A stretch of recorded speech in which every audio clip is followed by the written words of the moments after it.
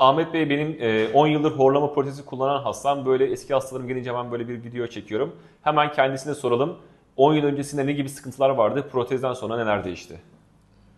Horlama sorunum vardı. Alt çenemin küçük olmasından kaynaklanan dilim arkaya kaçtığı için horluyordum. E, ve tıkanma, terleme oluyordu.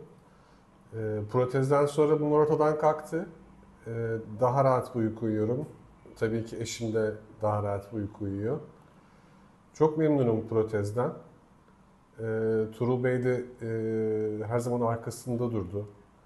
Gerekli bakımları yaptı. Hala kullanıyorum. Sağ olun. Çok teşekkür ediyorum bu Teşekkürler. Sağ olun.